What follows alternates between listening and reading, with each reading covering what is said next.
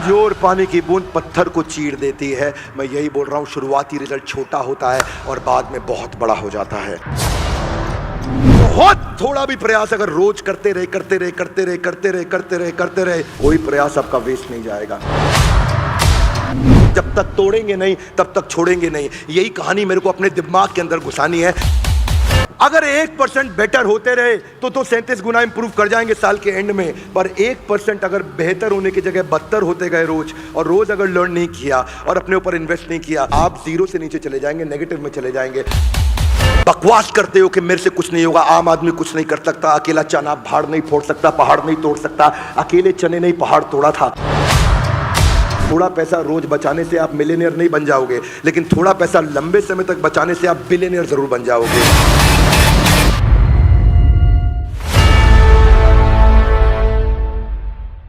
आप सबका बहुत बहुत स्वागत है। आज का एपिसोड है दूसरे अध्याय का 40वां श्लोक। पिछले एपिसोड में हमने समझा कि भगवान कृष्ण ने अर्जुन को इंस्पायर किया कि कैसे तुम्हारी बेइज्जती के कारण तुम बर्बाद हो सकते हो। यह एपिसोड उन सब के लिए बहुत काम का है जो अब कृष्ण बताएंगे। इस एपिसोड में कृष्ण चर्चा करने वाले हैं कि कैसे अगर आप बहुत छोटी पोजीशन पे खड़े हैं, कोई सफलता जिंदगी में नहीं मिली, तो आज क्या करना है। जानना चाहेंगे? एक गाइस एवरीबॉडी लाउड, जानना चाहेंगे? अगर आप जिंदगी में बहुत पीछे खड़े हैं और आपसे लोग दुनिया बहुत आगे निकल चुकी है, तो अब आपको इस समय क्या करना चाहिए, शुरुआत कैसे करनी चाहिए, स्टार्ट कैसे करना चाहिए। दूसरे अध्याय का 40वां श्लोक, नेहा विक्रम नाशो अस्ति प्रत्यवायो न विद्यते स्वल्पमप्यस्य धर्मस्य त्रायते महतो भयात्। बहुत सुंदर अनुवाद व तात्पर्य एसी भक्तिवेदांत स्वामी श्रील प्रभुपाद जी के द्वारा। श्रील प्रभुपाद की जय। हाथ आगे लाइए। अर्जुन शुरू करो। क्योंकि इस प्रयास में हानि नहीं होती है, अपितु इस पथ पर की गई अल्प प्रगति भी महान भय से आगे चल के रक्षा करेगी। क्या मेरी बात समझ आ रही है? Yes. अंग्रेजी में क्या कहा है? In this endeavour there is no loss और diminution and a little advancement and a little advancement on this path can protect one from the most dangerous type of fear. सुनिएगा जरा बात को। न इहा नहीं होगा, अभिक्रम जो प्रयास कर रहा है, नाशवस्ति उसका नाश नहीं होगा कभी भी। जितना प्रयास किया है वो प्रोटेक्ट होता है। हाथ आगे लाइए। जितना प्रयास किया है वो जीरो नहीं होता। आपके फेलियर का मतलब जीरो नहीं हुआ, क्योंकि वो अक्यूमुलेट हो रहा होता है। वो जीरो तब होता है जब कंसिस्टेंसी समाप्त होती है। सुनना मेरी बात को ध्यान से। न इहा अभिक्रम नाशो अस्ति उसका नाश नहीं होगा। किसका? प्रत्यवायो न विद्यते स्वल्पमप्यस्य धर्मस्य जिसने थोड़ा सा भी काम चालू कर दिया, त्रायते हाथ आगे लाइए, तार देंगे, महतो भयात हाथ आगे लाइए, महान। महतो मतलब महान, भय मतलब फियर। महान भय से भी उसकी रक्षा हो जाएगी। किसकी रक्षा होगी? उस व्यक्ति की जो छोटी छोटी शुरुआत के साथ अक्यूमुलेटेड रिजल्ट्स को बड़ा करता है। क्या मेरी बात समझ आ रही है? Loudly yes no. भगवान अर्जुन को समझा रहे हैं कि लगातार प्रयास करने में कोई हानि नहीं है, और इसमें थोड़ी थोड़ी उन्नति आपको सबसे भयानक भय से बचा सकती है। पिछली बारी भयानक भय क्या बताया? अकीर्ति चापी भूतानी। अकीर्ति, जब आपकी कीर्ति छिन जाएगी आप बर्बाद हो जाओगे। So start from where you are. Consistency is the key to success. निरंतर प्रयास करना। हाँ हाथ आगे लाइए। भाई साहब मैं जीरो पे नहीं हूं, मैं माइनस में हूं, क्या करूं? हाँ, consistency in progression will get you out of depression. One more time, come on.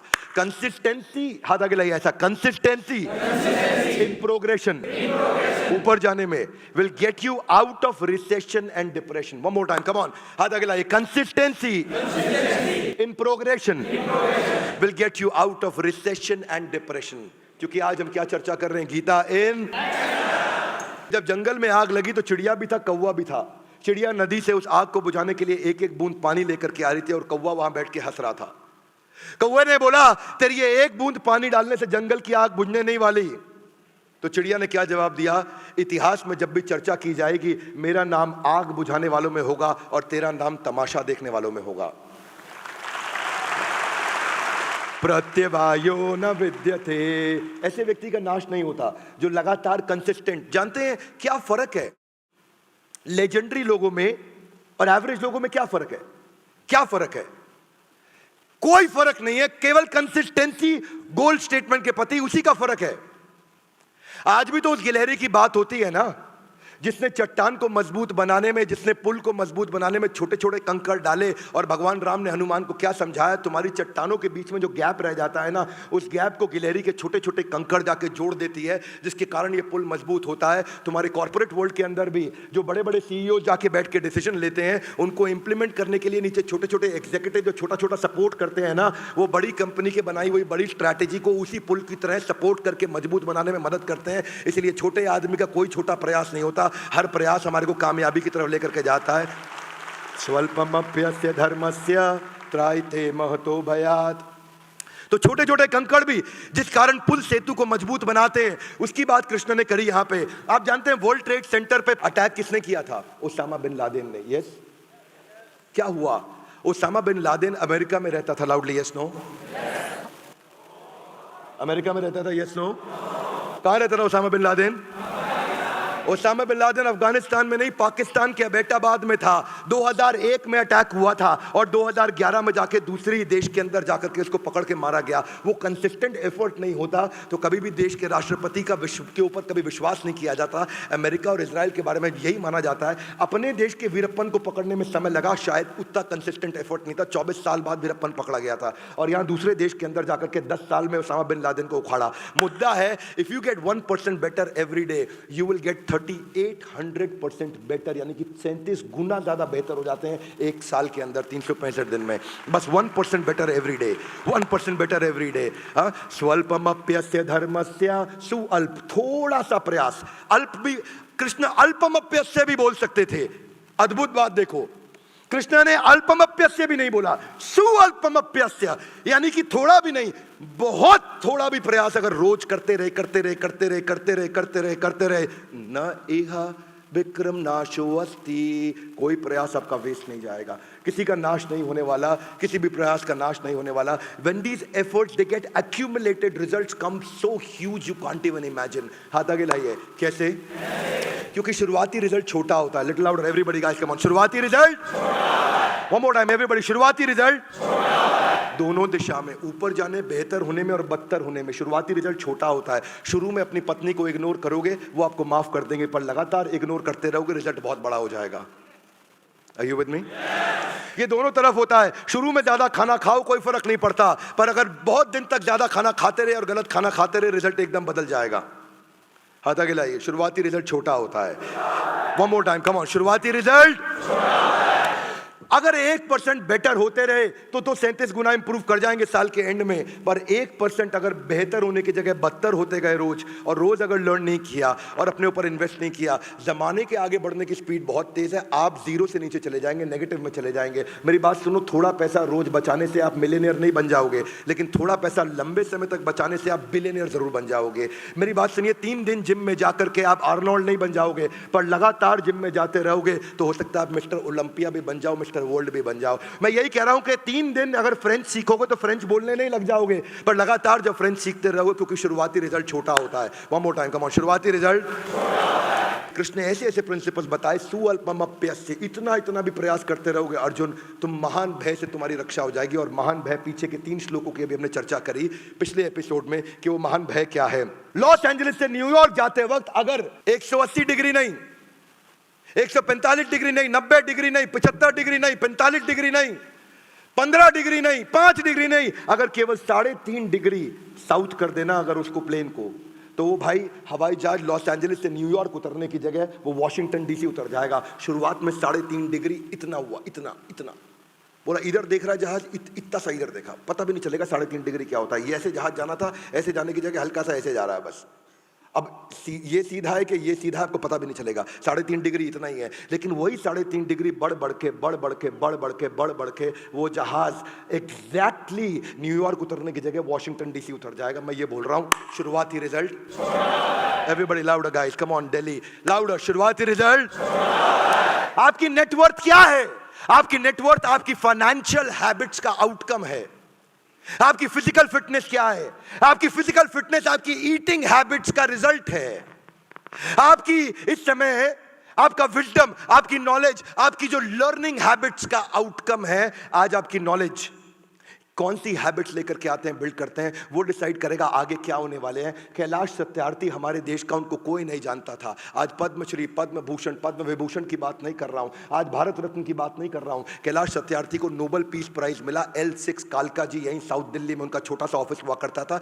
सरकारी नौकरी उन्होंने 30 साल पहले छोड़ी थी। किस लिए? बचपन बचाओ आंदोलन, बचपन बचाओ आंदोलन, BBA, बचपन बचाओ आंदोलन। और बचपन बचाओ आंदोलन में बंधुआ मजदूरों के लिए लड़ाई लड़ी। 1 लाख बच्चों को उन्होंने बचाया। आज पूरी दुनिया के अंदर उनको जनक माना जाता है। Global rights for child rights. आप जानते हैं वो क्या कर रहे हैं? लगातार बच्चों के लिए काम करते रहे, करते रहे, करते रहे, करते रहे, करते रहे। बहुत सारी छोटी बच्चियों को वेश्यावृत्ति से उन्होंने बचाया। लेकिन आज हम उनको जानते हैं कि उनके छोटे छोटे कंसिस्टेंट एफर्ट थे। जब उनको दुनिया का सबसे बड़ा रिकॉग्निशन, नोबेल पीस प्राइज किसी भारतीय को मिला, कैलाश सत्यार्थी को, अभी कुछ साल पहले, तब आज हम कैलाश सत्यार्थी को पहचान रहे हैं। यही आदमी जब छोटा शुरू करता है ना, उसको लगता है मैं वहां नहीं पहुंच पाऊंगा। और वही आम आदमी के लिए श्लोक बोला है। कई बार आदमी सोचता है कि भगवद गीता अर्जुन के लिए बोली गई थी। एवरीबॉडी, भगवद गीता किसके लिए बोली गई थी? ना लाउडर, कम ऑन, किसके लिए बोली गई थी? भगवद गीता मेरे लिए बोली गई थी। जैसे ही ये बात समझ में आती है तो समझ में आता है कृष्ण ने मुझे बोला है। यहां ना ऐसे अगर बैठ के सुनोगे तो फायदा नहीं होगा। आज डिसीजन लेकर के जाओ तो फायदा होगा, डिसीजन नहीं लोगे तो फायदा नहीं होगा। नहीं तो क्या होगा? आप आए, मजे लिए, चले गए। कितने कितने लोगों ने दशरथ मांझी की वो मूवी देखी थी, द मांझी मैन, जो पावरफुल मूवी थी। दशरथ मांझी की मूवी क्या थी? वो गया बिहार के पास रहा करता था, एक बहुत छोटे गांव में। 1959 की बात है। फाल्गुनी नाम की उसकी पत्नी, जिससे वो इतना प्रेम करता था, इतना प्रेम करता था, इतना प्रेम करता था। इसीलिए मैं बोलता हूं, आता मांझी सटकली, केवल जिद्दी आदमी इतिहास रचता है। दशरथ मांझी की जो कहानी थी ना, वो फाल्गुनी को लेकर के थी। फाल्गुनी गर्भवती थी, उसको पहाड़ पे खाना देने आ रही थी। पहाड़ पे चढ़ते चढ़ते जब वो नीचे गिर गई तो खूनम खून हो गई। उसको पता चला, भागा अपने घर की तरफ, अपनी पत्नी को उठाया, अपनी पीठ पे खूनम खून, खून से लिपटी सनी हुई पत्नी को लेकर के अस्पताल की तरफ भागा, जो कि 70 किलोमीटर दूर अस्पताल था। और उसके पास कोई व्हीकल नहीं था, क्योंकि उस पहाड़ को पार करके जाना था 70 किलोमीटर। उसकी जब पत्नी को अस्पताल लेके गया, पहुंचा तो ब्रॉट डेड बोला डॉक्टर ने कि आप इसको मुर्दा लेकर के आए हैं, ये मर चुकी है। दशरथ मांझी को इतना गुस्सा था, इतना गुस्सा था, उस पहाड़ पे हथौड़ी छेना लेकर के लग गया। और हथौड़ी छेना लेकर के 22 साल तक उस पहाड़ को तोड़ता रहा। 9 मीटर की गहरी सड़क बना दी। और वही पहाड़ जिससे पहले 55 किलोमीटर का रास्ता था, वो 15 किलोमीटर का रास्ता रह गया। आज पूरा देश, पूरी दुनिया मांझी माउंटेन मैन को जानती है। क्यों? स्वल्पमप्यस्य धर्मस्य त्रायते महतो भयात्। स्वल्पमप्यस्य, थोड़ा थोड़ा प्रयास चालू करो। हथौड़ी छेना आज भी किसी को बोलो, कोई नहीं उठाएगा। लेकिन बस ये प्रिंसिपल समझ में आ गया भगवत गीता, जिसने दिमाग में घुसा लिया ना, वो आदमी कुछ भी कर सकता है। इसलिए ये श्लोक मुझे लगता है कि एक आम इंसान के लिए बोला गया था, ये एक आम आदमी के लिए बोला गया था, जो कुछ भी कर सकता है। जब तक तोड़ेंगे नहीं तब तक छोड़ेंगे नहीं। यही कहानी मेरे को अपने दिमाग के अंदर घुसानी है। जब तक तोड़ेंगे नहीं तब तक छोड़ेंगे नहीं। यहाँ बैठने का फायदा नहीं है। Everybody little louder with me, come on. जब तक तोड़ेंगे नहीं तब तक छोड़ेंगे नहीं। ये अपने आप से कह रहे हो, लिटिल लाउडर, कम ऑन। जब तक तोड़ेंगे नहीं तब तक, जब तक तोड़ेंगे नहीं, अपने आप से बोलो, कम ऑन। आंख बंद करके लाउडेस्ट पॉसिबल, ऊंची आवाज में, गर्दन ऊपर। और जो वीडियो में देख रहा है वो भी, जब तक तोड़ेंगे नहीं। मुद्दा यही है, मुद्दा यही है, तब तक छोड़ेंगे नहीं। लेकिन क्या लोगों को रातों रात अमीर बनना है? जो स्टॉक मार्केट है ना, ये कभी भी रातों रात अमीर नहीं बना सकती, रातों रात गरीब तो बना सकती है आपको। स्टॉक मार्केट में भी राकेश झुनझुनवाला 5000 रुपए लेके चालू किए थे। और क्या मारवाड़ी मिडिल क्लास फैमिली से आए थे राकेश झुनझुनवाला, आज 40,000 करोड़ रुपए की नेटवर्थ पे गए। लेकिन जब 5000 रुपए लाके चालू किया था उन्होंने टाइटन के अंदर, उन्होंने बाद में एक चाय की पत्ती के टाटा टी के अंदर उन्होंने इन्वेस्ट किया था। और उसको भी जूम होते होते होते होते 3 साल लग गए, जो 25 लाख रुपए बना, क्योंकि उसके साथ टिके रहेंगे। बाद में उन्होंने टाइटन में भी काफी इन्वेस्ट किया। 30-32 रुपए के भाव पे उन्होंने 2002 में टाइटन खरीदा था। 2022 के अंदर वही उनके 40,000 करोड़ के पोर्टफोलियो में 11,000 करोड़ का केवल टाइटन था उसके अंदर में। यही बता रहे राकेश झुनझुनवाला के कंसिस्टेंसी और पैशन के साथ में आप स्टॉक मार्केट को जीत सकते हो, अगर आपके पास कंसिस्टेंसी और पैशन है। पर लफड़ा क्या है? मेरे को आज रात को चाहिए सब कुछ। कृष्ण कह रहे हैं स्वल्पमप्यस्य, आप कह रहे हैं नहीं, सब कुछ मेरा अपनस्य हो जाए, सब कुछ मेरे को चाहिए, अभी चाहिए, अभी चाहिए, अभी नहीं। ये जो है ना, आप क्योंकि 3 दिन जिम जाने के बाद कपड़े उतार के शीशे के सामने देखते हो कुछ होता नहीं तो लगता कुछ होएगा ही नहीं, होएगा। स्वल्पमप्यस्य धर्मस्य त्रायते महतो भयात्। मुद्दा सारा का सारा यही है। ये लोग बीच में छोड़ते हैं ना, लफड़ा उन्हीं का है। ये रोज बंदर की तरह छलांग मार के अलग अलग चीजें बदलते हैं, अलग अलग फैक्ट्री बदलते हैं, अलग अलग धंधा बदलते हैं, अलग अलग स्टार्टअप बदलते हैं। दिक्कत उनके साथ ही है। थॉमस एल्वा एडिसन के बारे में पहले भी बता चुका हूं, 3000 थ्योरीज पे उन्होंने काम किया था, जिसमें वो 10,000 दफा फेल हुए थे बल्ब बनाने के लिए। 3000 अलग अलग थ्योरी पे वो ट्राई करते रहे बल्ब बनाने के लिए, बल्ब बनाने के लिए, बल्ब बनाने के लिए। सन 1870 की बात कर रहा हूं। और लगातार कुछ साल लगे उनको 3000 थ्योरीज को अलग अलग अप्लाई करने में, जिसमें 10,000 बार फेल हुए। और उसके बाद जब उन्होंने बल्ब बनाया तो किसी ने उनसे कहा कि तुम 10,000 दफा फेल हो गए तो बड़ी कमाल की बात है, तुम कैसे लगे रहे, कैसे लगे रहे? बोला ना ना, मैं कभी फेल नहीं हुआ। बोला 10,000 फेलियर थे वो? तो बोला मैं अलग अलग तरीके सीख गया जिनसे बल्ब बनता नहीं, मैं हर बार सीखता गया। वही है स्वल्पमप्यस्य धर्मस्य त्रायते महतो भयात्। हर आदमी अब जो आज सफल हुआ है उसके जीवन में जाने में या अनजाने में गीता के प्रिंसिपल्स उसने इंप्लीमेंट किए थे। पर समस्या क्या है? धार्मिक चश्मे को उतारने का मेरा मुद्दा है। इस देश का धार्मिक चश्मा उतार करके व्यवहारिक चश्मा उसको पहनाऊंगा मैं, कि भगवत गीता को लेकर के हम इस पूरे देश के अंदर एक नया अमली जामा क्रिएट करने जा रहे हैं। मैं एक नया नैरेटिव सेट करने जा रहा हूं पूरे देश के अंदर, कि भगवत गीता की जो सीरीज चालू की है मैंने, एपिसोड्स की, एक के बाद एक यूट्यूब पे आ रहा है, पूरा देश इन सारे एपिसोड्स को देखेगा और अपने बच्चों को दिखाएगा कि बेटा तुझे जिंदगी में ताकतवर बनना है। जिस दिन गीता हाथ में ले ली तुझे पृथ्वी पे कोई हरा नहीं पाएगा। जानते हैं सबसे बड़ी बात एडिसन की यही थी, वो एक प्रोडक्ट से दूसरे प्रोडक्ट पे जंप नहीं करता था। एक फेलियर के बाद में अपने गोल को बदलता नहीं था, वो अपनी स्ट्रैटेजी बदलता था। आदमी की तकलीफ यही है, जब गोल अचीव नहीं होता वो गोल बदल देता है। और एडिसन बोलता है जब गोल अचीव नहीं होता तो मैं स्ट्रैटेजी बदल देता हूं। इसीलिए गोल नहीं बदलना, आपको स्ट्रैटेजी बदलनी है। मेरे बड़ा भारत शो में मैं ऐसे ही सुपर हीरोज को लेकर के आता हूं। जानते हैं मैं शरीफ चाचा की बात करी हो, पद्मश्री चाचा शरीफ, देखा है किसी ने वो एपिसोड? कम ऑन, बड़ा भारत में देखा है आपने एपिसोड? चाचा शरीफ का एपिसोड देख लेना, आंख में आंसू आ जाएंगे। पहली बार मैं ऑन स्क्रीन वीडियो पर रो पड़ा था चाचा शरीफ के बारे में देख करके।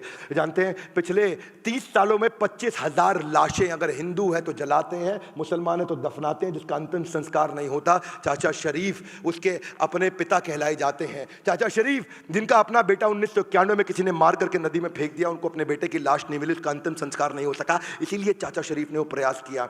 पर आज उनके छोटे छोटे प्रयास के बाद आज प्रधानमंत्री मोदी से लेकर के राष्ट्रपति से लेकर हर आदमी उनके सामने गर्दन झुका करके उनको नमन करता है, क्योंकि बिना भेदभाव के उन्होंने देश के लिए सेवा करी, लगातार करते रहे। स्वल्पमप्यस्य कितनी तकलीफें आई होंगी, पर दिक्कत यही है कि अपने को तकलीफ आती है ना, अपन रास्ते में छोड़ देते हैं। रास्ते में छोड़ना नहीं है, आपको रास्ता बदल के उसी लक्ष्य पे पहुंचना है, रास्ते में छोड़ना नहीं है। जब चाचा शरीफ ने शुरू किया था ना तो लोग उनको जल्लाद बोला करते थे, उनको कहते थे बदबू आती है, नाक से कोड़ लिया करते थे, उनको साथ में बैठ के खाने नहीं खाने दिया करते थे, उनको किसी दावत में नहीं बुलाया जाता था, उनकी शक्ल नहीं देखते थे, उनको पागल कहा करता था। लेकिन consistency in progression will get you out of recession and depression. Golden statement है, जिंदगी में डाल लो, क्योंकि पत्थर पे पानी की बूंद, टप लिटिल लाउडर, कम ऑन, पत्थर पे पानी की बूंद, पत्थर पे पानी की बूंद, पत्थर पे पानी की बूंद, पत्थर पे पानी की बूंद, यही टप टप टप टप टप टप टप टप टप टप टप टप टप कमजोर पानी की बूंद पत्थर को चीर देती है।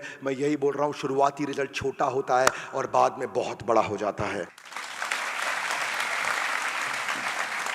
स्वल्पमप्यस्य धर्मस्य त्रायते महतो भयात्। कहीं से तो शुरू करूंगा। ए गाइस एवरीबॉडी कम ऑन, कहीं से तो शुरू करूंगा। अच्छे दिन कब आएंगे? अभी। कम ऑन, अच्छे दिन कब आएंगे? लाउडर, अच्छे दिन कब आएंगे? कौन लाएगा? ये अच्छे दिन मैं लाऊंगा। किसकी जिम्मेदारी है? मेरी। किसी को पूछने का नहीं, सवाल करने का नहीं। अच्छे दिन लाने की जिम्मेदारी मेरी है। Would you agree with me little louder? Yes no? 15 साल का बच्चा जिसके जिंदगी में कितने सपने होते हैं, आनंद आर्नोल्ड, उसका नाम आर्नोल्ड श्वार्ज़नेगर का कॉपी नहीं है, वो क्रिश्चियन है, उसका खुद का ही नाम, उसका सरनेम था आर्नोल्ड, आनंद उसका अपना घर का नाम। और वही लड़का आगे चल के जो इमोबाइल था, चल नहीं सकता था, जिसको अपना शौच क्रिया करने में, यानी कि शौच क्रिया समझते हैं ना, बाथरूम जाने में तकलीफ होती थी, बिस्तरे से जो उतर नहीं सकता, जो बिस्तरे से जो खड़ा नहीं हो सकता, ऐसा बच्चा, उसने अपने दोस्त को बोला एक मेरी बात सुन, घर बैठा रहूंगा तो बर्बाद हो जाऊंगा, इतना इतना शुरू करूंगा। स्वल्पमप्य यस्य धर्मस्य, इतना इतना शुरू करूंगा, इतना इतना शुरू करते करते वो धीरे धीरे शुरुआती रिजल्ट बड़ा होता चला गया, इतना बड़ा होता चला गया कि वो जिम जाने लगा, और जिम जाने लगा, दिन जिम के अंदर 3 घंटा सुबह, 3 घंटा शाम को, और रिजल्ट बड़ा हो गया। उसने मिस्टर पंजाब बन गया। मिस्टर पंजाब के बाद वही लड़का जो व्हील चेयर पर था मिस्टर इंडिया बन गया, और लोगों ने कहा किसी काम का नहीं, उसने कैंसर को हराया, दुनिया का मुंह बंद कराया। वही भारत का आर्नोल्ड, उसकी स्टोरी अगर आर्नोल्ड श्वार्ज़नेगर भी सुने तो वो कांप जाए, इतना आसान नहीं होता। भाई साहब, मैं और आप चल सकते हैं तो जिम नहीं जाते।